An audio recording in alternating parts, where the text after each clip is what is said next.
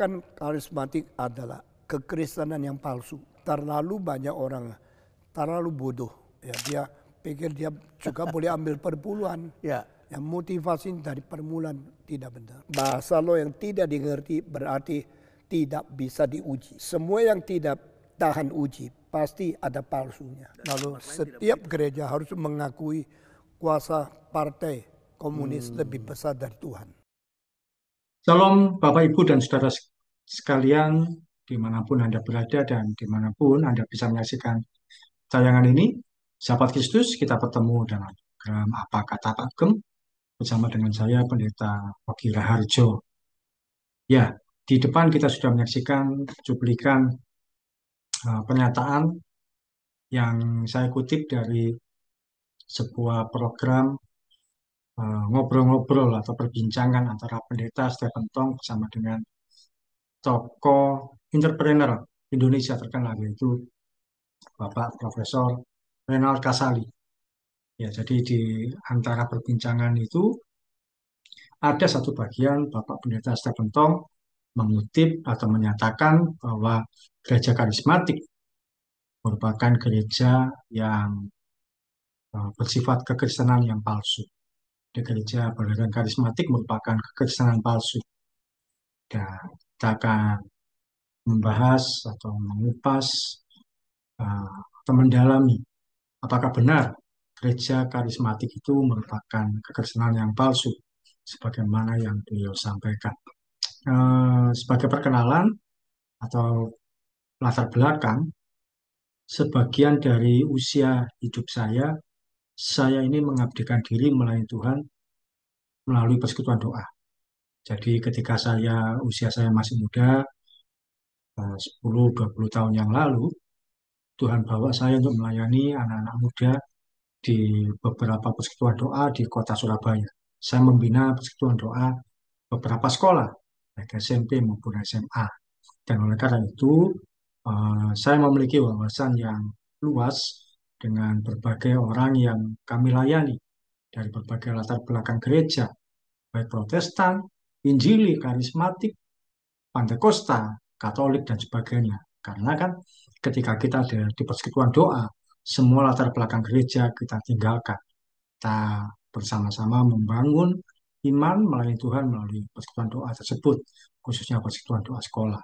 Kalau misalkan latar belakang saya dalam pelayanan gereja, maka saya akan melihat bahwa gereja yang lain salah, gereja yang lain tidak benar karena tidak sesuai dengan aliran atau sinode gereja saya. Dan itu wajar sekali untuk kita menjadi subjektif. Tapi ketika kita ada di persekutuan doa, kita akan menemui berbagai macam latar belakang sehingga kita tidak bisa mengatakan ini salah, itu salah, yang ini sesat, itu palsu, dan sebagainya. Tidak, tapi ketika kita bersama-sama di persekutuan doa, kita hanya satu, melayani Tuhan Yesus.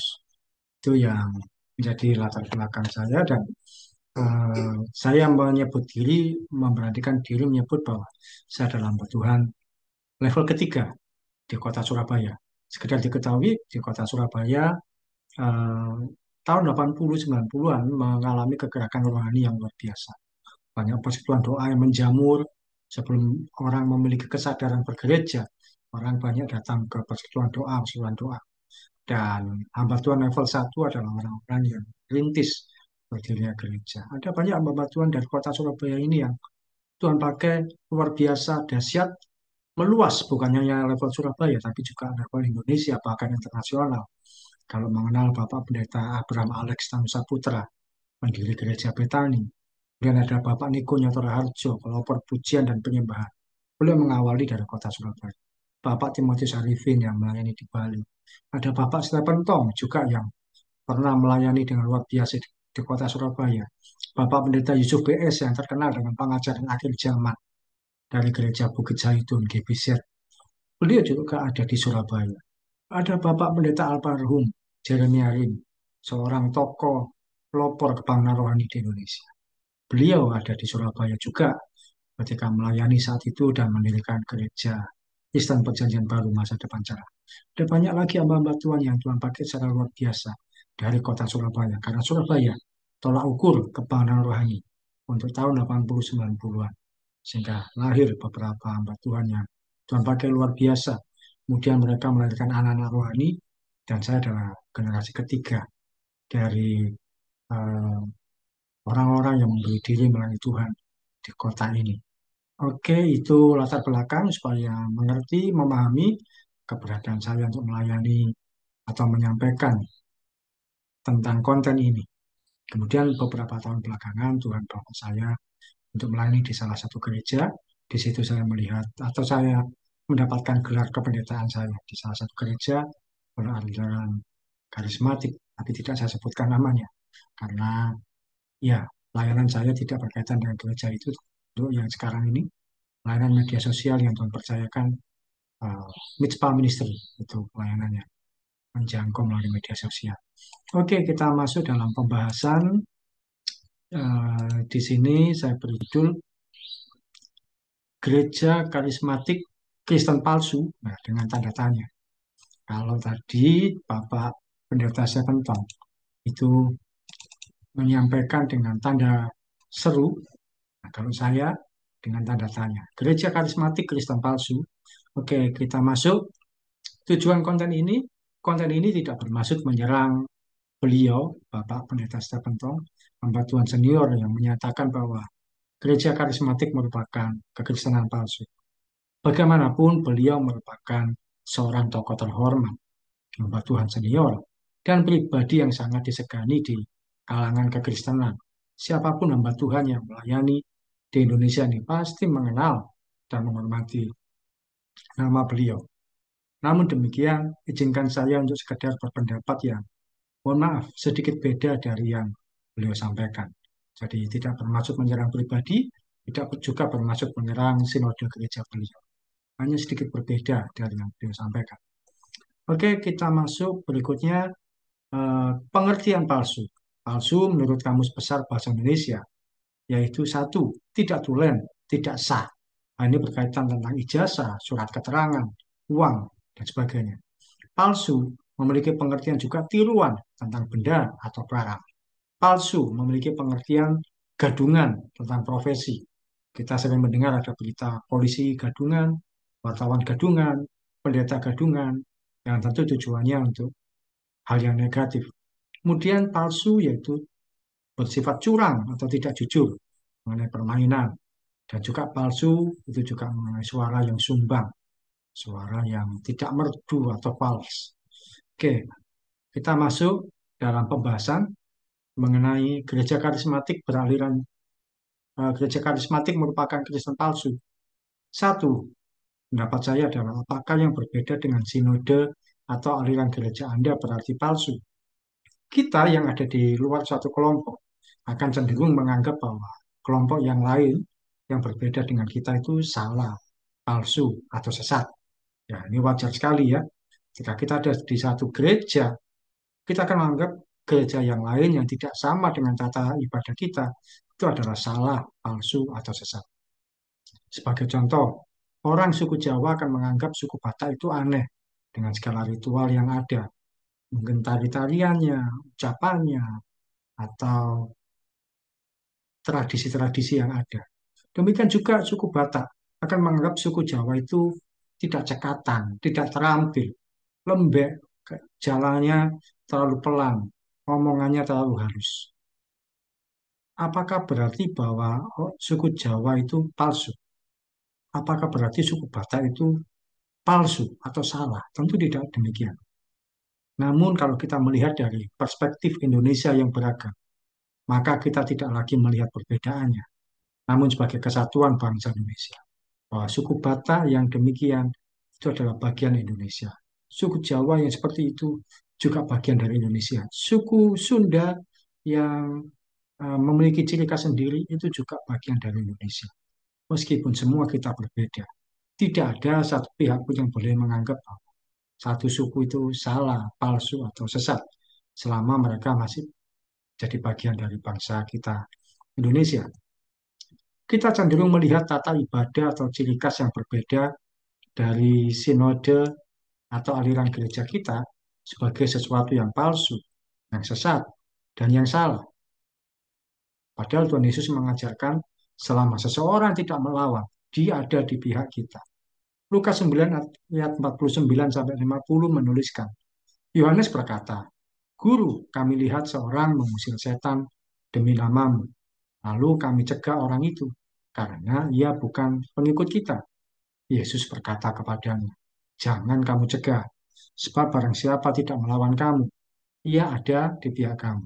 Jadi satu kali muridnya itu Yohanes melihat ada seorang ngusir setan. Padahal dia bukan termasuk bagian dari murid-murid Yesus. Dan dia protes. Itu ngusir setan demi nama Tuhan Yesus. Tapi Tuhan Yesus santai aja dia berkata, loh kalau dia tidak melawan kamu berarti dia ada di pihakmu. Sesimpel itu.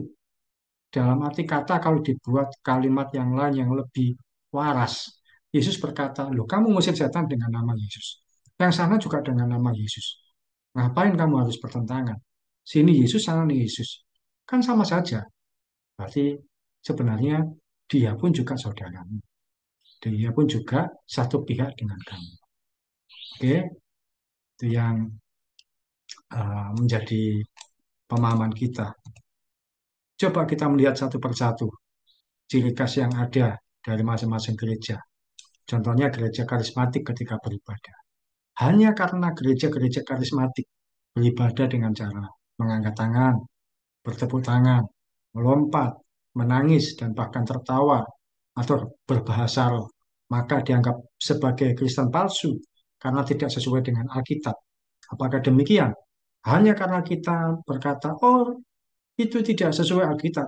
Kemudian kita berkata bahwa saudara kita yang di gereja karismatik berarti Kristen palsu. Coba kita bedah lagi, kita lihat dari sisi gereja yang lain. Ada satu gereja yang ketika mereka beribadah, mereka memiliki ciri khas yaitu minyak urapan dan perjamuan kudus. Melalui gambar yang ada ini, tentu Anda bisa mengetahui gereja mana yang saya maksud tanpa perlu saya sebut nama gereja atau denominasinya atau sinodenya. Bagaimana dengan penggunaan minyak urapan yang bisa jadi tidak digunakan di gereja Anda? Apakah berarti gereja tersebut gereja yang palsu, gereja yang sesat, dan apakah itu gereja yang salah? Hanya karena eh, gereja Anda tidak menggunakan metode yang sama dengan gereja tersebut. Toh orang-orang yang di sana ya, ya nyaman-nyaman saja, aman-aman saja, tidak ada masalah. Ketika kita merasa aneh, lu di sana gerejanya jemaatnya rebutan minyak urapan. Kita menganggap mereka itu aneh. Lu mereka yang di dalam sana ya aman-aman saja, nggak ada masalah. Kenapa kita yang ribut? Coba satu contoh lagi, yaitu ada unduh-unduh gereja. Di satu gereja tertentu di Jawa Timur, ini adalah gereja asal keluarga saya juga, ada yang namanya perayaan unduh-unduh. Itu melelang hasil bumi. Perayaan unduh-unduh yang menjadi tradisi di sebuah sinode gereja. Gereja di Jawa Timur, gereja yang besar, dan tentu Anda juga sudah bisa menebak gereja mana. Apakah gereja ini termasuk kategori Kristen palsu, yang sesat dan salah, oleh karena di Alkitab tidak diajarkan mengenai pelaksanaan unduh-unduh? Memang dalam pelaksanaan ada ayat-ayat yang digunakan, biasanya tentang ucapan syukur akan hasil bumi dan sebagainya. Tapi kan di Alkitab tidak ada dijelaskan tata cara pelaksanaan unduh-unduh. Tidak ada sama sekali. Apakah berarti gereja ini adalah gereja yang termasuk Kristen palsu, yang sesat atau yang salah? Tentu tidak demikian juga toh pemahamannya. Jadi yang tidak sama tata ibadahnya dengan aliran gereja kita, belum tentu mereka adalah palsu. Oke, itu poin pertama. Kemudian poin kedua yaitu tuduhan terhadap gereja karismatik. Berikut ini tudingan terhadap gereja beraliran karismatik yang selalu dianggap kontroversi. Saya menyebut beberapa di antaranya, ada mengenai berkat, bahasa roh, karunia roh, baptisan air, dan perpuluhan.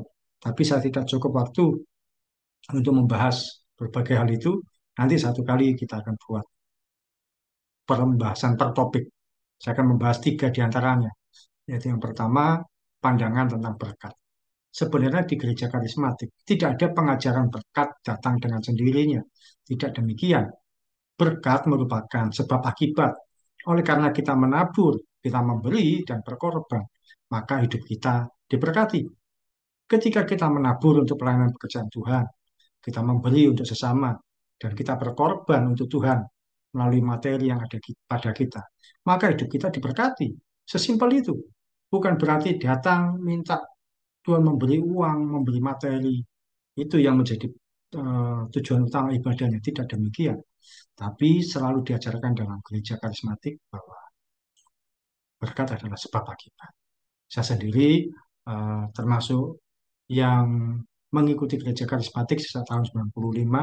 Saya beribadah di gereja Betani Manyar yang ada di kota Surabaya. Di situ wawasan saya terbuka, iman saya dibangun, kerohanian saya bertumbuh tanpa saya termasuk menjatuhkan atau menjelekkan gereja asal saya sebelumnya. Kemudian ada yang mengkritisi, menyindir, berkata bahwa di gereja karismatik diajarkan tentang berkat-berkat dan berkat. Kalau mau jujur, seorang bapak yang baik tentu ingin anaknya sukses dan demikian juga bapak di surga. Tentu mau kita sebagai anak-anaknya mengalami hidup yang diberkati, hidup yang makmur, hidup yang penuh dengan sejahtera, tidak hidup yang kacau, tidak hidup yang berantakan. Saya punya seorang anak, tentu saya ingin anak saya mengalami kehidupan yang lebih baik. Karena itu dia saya sekolahkan. Saya ingin anak saya memiliki kehidupan yang melebihi saya. Karena itu dia saya biayai pendidikannya mulai dari kecil hingga saat ini. Saya ingin dia mengalami kehidupan yang melebihi orang tuanya. Seorang bapak yang baik, termasuk bapak di surga tentu, ingin setiap kita mengalami kehidupan yang sukses, yang makmur, dan berkelimpahan. Namun demikian, di poin ini saya sampaikan bahwa titik berat dari gereja karismatik bukan pada berkat, tapi memikul salib Kristus hari demi hari. Tetap kita diajarkan untuk memiliki kesetaatan pada Tuhan dengan cara memikul salib Kristus hari demi hari. Jangan khawatir, hal-hal seperti ini tetap diajarkan. Untuk kita memiliki pendudukan diri, ketaatan, hidup dalam iman, hidup memikul salib, rela menderita demi nama Yesus. Itu tetap diajarkan juga. Mengenai berkat, ia tetap ada. Mengenai memikul salib, Kristus pasti ada. Ketaatan pada Tuhan juga ada. Semua diajarkan dengan keseimbangan. Berikutnya, saya tuliskan tidak semua seperti itu. Tuduhan terhadap hamba Tuhan gereja karismatik suka memperkaya diri, suka mengambil uang jemaat, dan memanipulasi perpuluhan. Sebaiknya jangan disamaratakan. Hanya karena melihat satu dua pendeta gereja karismatik yang hidupnya mewah, kemudian disamaratakan bahwa semua gereja karismatik seperti itu. Tidak semua gereja karismatik itu berarti gereja yang megah, mewah, dan kaya.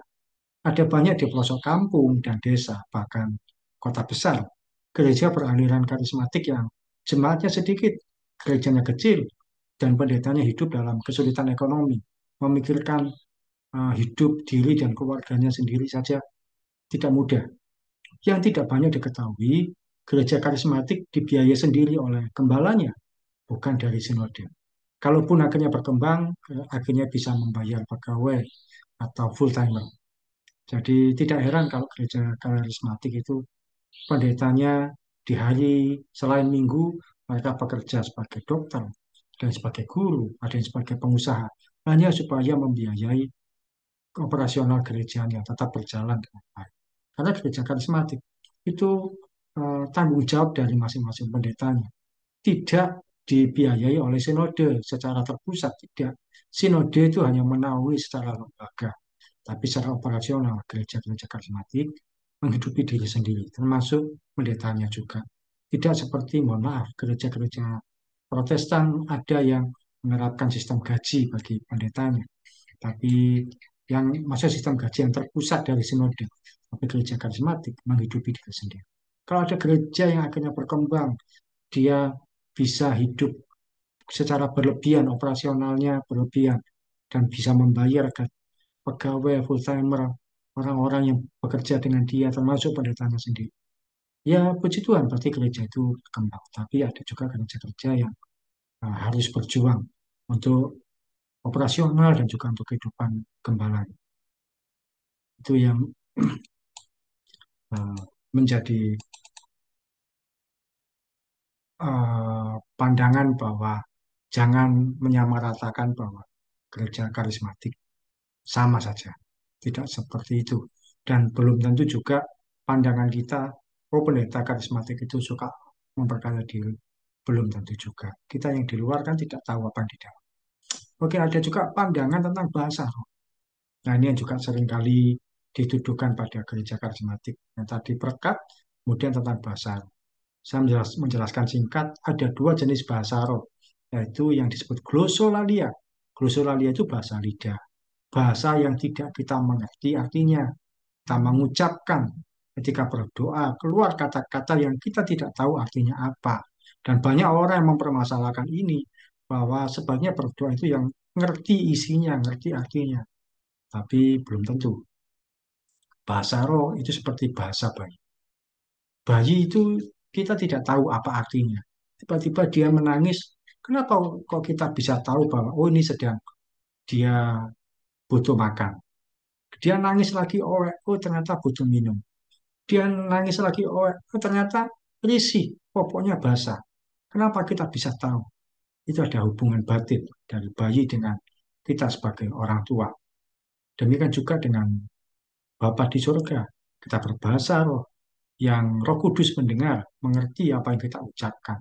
Mungkin kita nggak tahu, karena kata-kata dalam bahasa Indonesia terbatas. Ketika kita mengucapkan berdoa melalui bahasa roh, itu sudah merangkum sebagian besar seluruh pergumulan kita, bahkan di luar apa yang dapat kita pikirkan dan doakan. Roh Kudus menyampaikan pada Bapa, dan Bapa di surga menyediakan jawaban atas yang kita doakan. Ada dua jenis bahasa roh, yaitu glosolalia, bahasa yang tidak kita mengerti artinya. Ada juga senolalia, yaitu bahasa orang lain. Apa itu? Kita tidak tahu bahasa itu sebelumnya, tiba-tiba bisa berbahasa itu. Ya, biasanya mengucapkan bahasa bangsa lain. Seperti contohnya ketika murid-murid Yesus pada masa turunnya Roh Kudus. Mereka tiba-tiba berbicara satu bahasa yang tidak mereka ngerti sebelumnya, tapi orang yang dari bangsa lain mengerti loh. Itu ngomong bahasa saya. Yang lain juga mendengar loh. Itu ngomong dalam bahasa saya. Bahasa bangsa lain. Padahal mereka sebenarnya tidak mengerti. Dan seringkali ditemukan fenomena-fenomena seperti ini dalam sebuah ibadah, Roh Kudus melawat, ada orang tiba-tiba berbahasa Jepang. Padahal dia tidak pernah khusus bahasa Jepang. Tidak pernah mengerti. Tiba-tiba dia bisa mengeluarkan bahasa itu.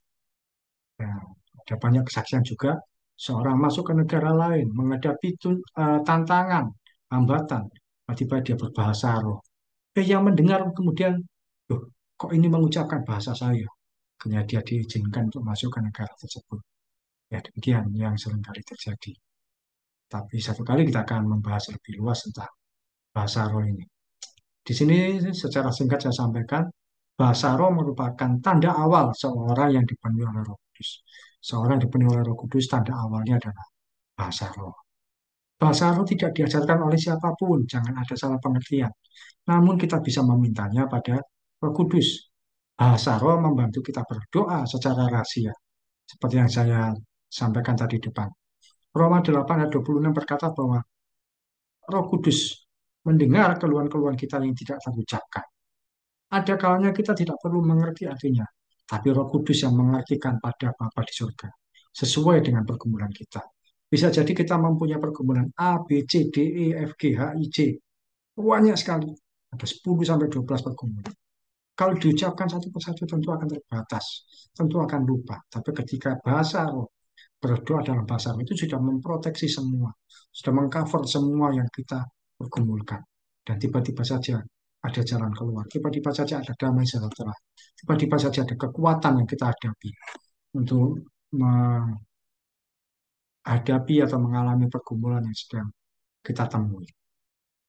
Namun demikian dalam ibadah bersama ketika berbahasa roh, lebih baik ada yang menafsirkan atau menerjemahkan. Nah, satu berbahasa roh, kemudian yang lain minta karunia untuk menafsirkan.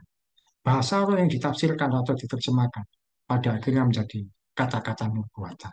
Satu orang berbahasa roh, kedua yang lain mendengar hikmat, mendapat hikmat dari Roh Kudus dan mengartikan engkau akan mengalami kekuatan dalam hidupmu. Tuhan mengerti yang kau pergumulkan selama ini. dan sebagainya. Dan itu menjadi kekuatan atau istilahnya menjadi nubuatan dalam kehidupan seseorang. Oke, itu mengenai bahasa roh. Kemudian yang ketiga itu pandangan tentang karunia roh. Ketika kita membebaskan Roh Kudus bekerja dalam ibadah kita, maka berbagai manifestasi karunia roh bisa saja terjadi. Apa contohnya? Seorang yang terikat dilepaskan, orang yang sakit jadi sembuh, setan diusir, seorang bisa menangis atau tertawa, bahkan tumbang ketika mengalami karunia Roh Kudus. Roh Kudus bisa bekerja dengan atau tanpa penumpangan tangan. Kadang-kadang orang melihat dengan sinis, oh karena ditumpangi tangan, dirobohkan, jadi dia tumbang. Satu kali saya minta kepada Tuhan kesempatan untuk saya berdoa tanpa harus tumpang tangan, karena yang saya layani di depan banyak orang. Dan saya minta Roh Kudus bekerja sendiri. Saya cuma berdiri di depan berdoa. Yang di belakang sana akhirnya menangis. Yang di ujung sana kemudian merasa ada uh, aliran-aliran listrik di dalam dirinya. Kemudian di tengah merasa bahwa ada es batu, seperti es batu dingin masuk di hati. Saya nggak numpang tangan supaya menghindari kesan-kesan tertentu. Saya ada di depan saja. Ada yang menangis, saya tidak mendekati, tidak menumpang tangan atau apa. Ada yang tertawa. Roh Kudus bekerja tanpa batas. Roh Kudus tidak dibatasi oleh ruang, oleh waktu, dan oleh jarak. Karya Roh Kudus bisa berbagai macam bentuknya. Namun yang terutama, karya Roh Kudus yaitu membuat hati seseorang berbalik pada Tuhan, meninggalkan dosa, dan hidup dalam ketaatan. Jadi jangan hanya melihat dari manifestasinya saja, tapi bagaimana kehidupan dia setelah mengalami manifestasi itu.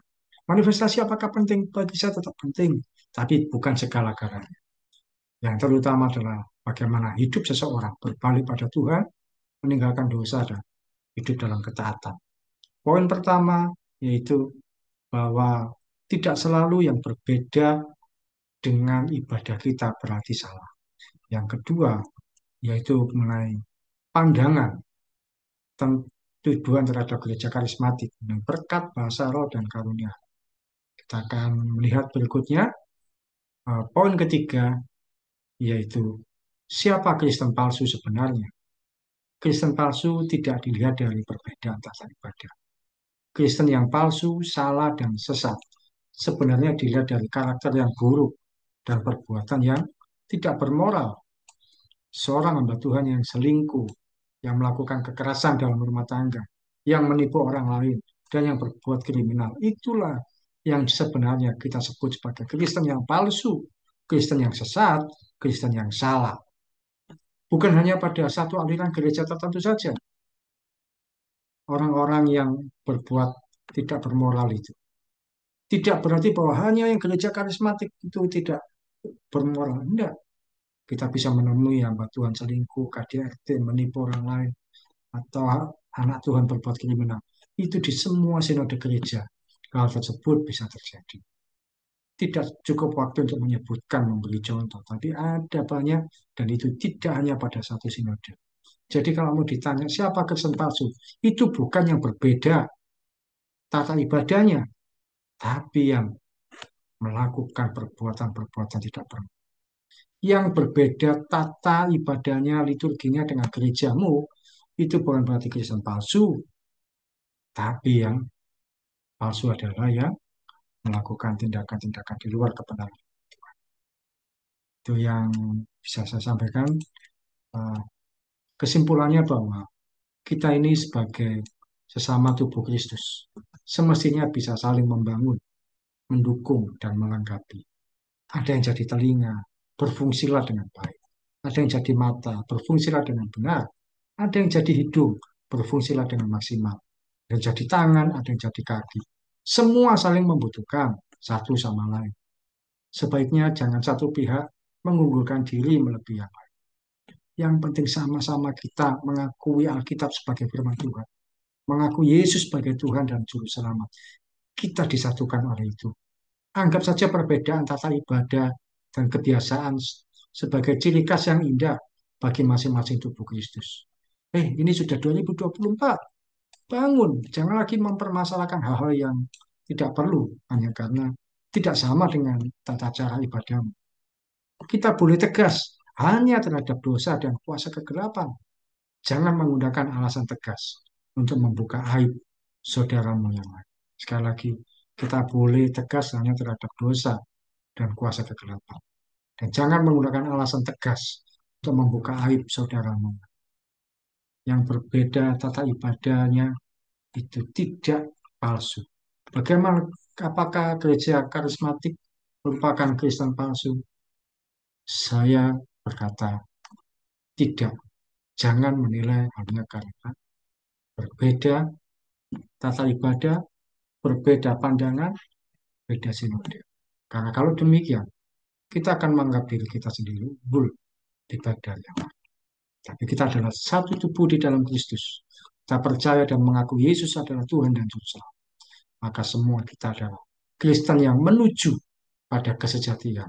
Kristen yang menuju pada kehidupan yang benar. Kita adalah Kristen yang menuju pada situasi yang berkenan sesuai dengan kebenaran. Oke, buka kedua tangan, terimalah berkat.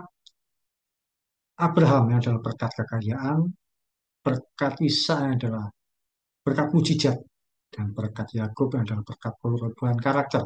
Kita terima di dalam satu nama, Tuhan Yesus Kristus. Tuhan yang ajaib, Tuhan yang penuh kasih setia, Tuhan yang mengasihi, dan Tuhan yang memelihara kita tanpa batas. Dalam nama Tuhan Yesus. Amin. Oke, demikian program Apa Kata Pak Gem untuk edisi kali ini.